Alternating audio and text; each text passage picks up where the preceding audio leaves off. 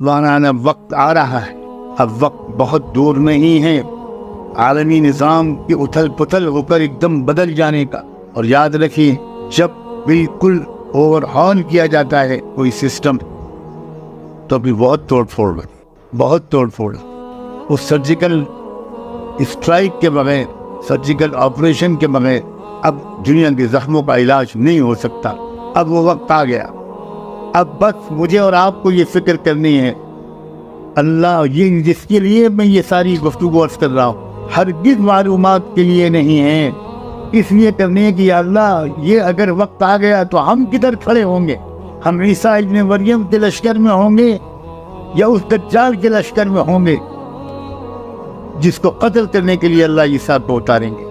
پورا نظام دنیا کا دجال ہے، اس دجالی نظام ہے جسے دجال پردے کے پیچھے سے چلا رہا ہے، حکومتوں کو استعمال کر رہا ہے۔ اس وقت بالکل اپنے بارے میں فیصلہ کرنے کا، اب اپنی زندگی کے منصوبوں کو تھوڑا بدلیں۔ بعض حضرات میری ان گفتگوؤں کو سن کر اس طرح کے سوالات بھیج رہے ہیں کہ اگر دجال کا آنا اتنا قریب ہے تو ہم لوگ اپنے بچوں کی شادیاں کیوں کریں؟ کیا بتاؤں، اللہ والوں کی تربیت اور قرآن کی گہری سمجھ، قرآن و حدیث کی سمجھ حاصل نہ کرنے کے نتیجے میں دنیا کے انسانوں کی عقلیں کس قدر چھوٹی رہتی۔ جیسے میں احتجاج کروں کہ جس کے پاس قرآن کا علم نہیں ہے، محمد رسول اللہ کا لایا ہوا علم نہیں ہے، اسے انٹلیکچوئل کیوں کہا جا رہا ہے؟ اچھی تعمیر ہے، کہا جاتا ہے علماء کا طبقہ اور دانشور طبقہ، یعنی اس کا مطلب یہ ہوا کہ قرآن سنت کا علم رکھنے والا دانشور نہیں ہے، اور قرآن سنت کے علم کے بغیر جو لوگ دنیا میں کسی نے کچھ پڑھ لیا، کسی نے کچھ پڑھ لیا، وہ انٹلیکچوئل ہو گئے۔ نہیں میرے پیارو، میں آپ کی توہین نہیں کرنا چاہتا، میں اس لیے اعتراف آپ کے اندر پیدا کرنا چاہتا ہوں کہ جس نے قرآن کو نہیں سمجھا اسے کچھ نہیں مانا، وہ قطعاً علم والا نہیں، وہ عقل والا بھی نہیں، اس کی سوچ بچوں جیسی سوچ رہتی ہے، چاہے وہ بہت بڑے عہدے تک پہنچ جائے۔ بقیہ زندگی میں آپ قرآن مجید کے سمجھنے کی کوشش کیجئے اور پچھلی زندگی پر افسوس کیجئے۔ حضور اکرم صلی اللہ علیہ وآلہ وسلم کے صحابہ ایسا ایمان رکھتے تھے کہ اگر صبح زندہ اٹھے تو صحابہ کہتے تھے ہم کو شام تک کی امید نہیں ہوتی تھی، اور شام کو ہم لیٹتے تھے تو باقاعدہ مرنے کے لیے تیار ہو کر لیٹتے تھے، اور جب صبح اٹھتے تھے تو یہ دعا کرتے ہوئے اٹھتے تھے کہ الحمدللہ الذی احیانی بعد ما امات۔ اس کے باوجود وہ شادیاں بھی کرتے تھے، کاروبار بھی کرتے تھے، کھیتی بھی کرتے تھے، حکومت بھی کرتے تھے، عدالتیں بھی چلاتے تھے، سرحدوں کی حفاظت بھی کرتے تھے، سارا نظام چلاتے تھے۔ تو ہمیں اور آپ کو اتنا میچور بننا ہے کہ ہم اپنی زندگی کی ذمہ داریاں ادا کرتے ہوئے قرآن کا علم حاصل کریں، آخرت کی تیاری کریں، حق اور باطل کے آنے والے معرکے کے لیے تیاری۔ یہ ایک مقابلہ ہے، مقابلے کا میدان سج چکا ہے، بس اعلان جنگ آخری باقی ہے کہ شروع کرو۔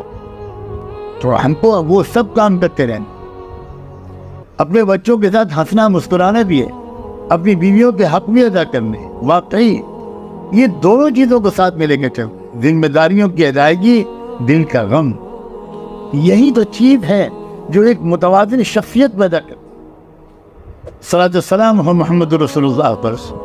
وہ تہجد جب پڑھ چکتے تھے، کس طرح کی تہجد ہوتی ہوگی، کیسی نماز ہوتی ہو، کتنا رونا، کتنا غم، کتنا رجوع اللہ، کٹ جاتے تھے دنیا مافیا سے، کسی اور عالم میں چلے جاتے تھے غالب۔ لیکن جب سلام پھرتے تھے تو کیا ہوتا تھا، ان کی پیاری بیوی، کم عمر بیوی حضرت عائشہ ابھی نہیں جاگی ہوتی تھی، آرام کر رہی ہوتی تھی یا اٹھ چکی ہوتی تھی، تاہل وہ بھی نماز پڑھ چکی ہوتی تھی۔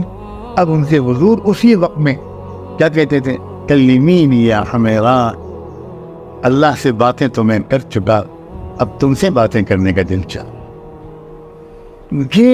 یہی تو اسلام کا حسن ہے۔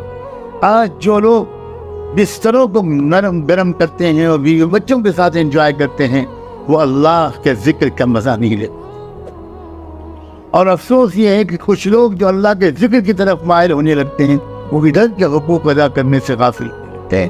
یہ اسلام نہیں ہے، اور اسی لیے میں کہتا ہوں حقیقی اسلام کو سیکھنا پڑے گا. یہ کوئی آسان چیز نہیں ہے. لوگ آسان سمجھتے ہیں مسلمان ہونا.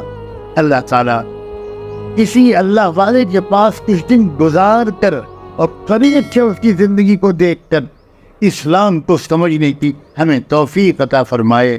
وآخر دعوانا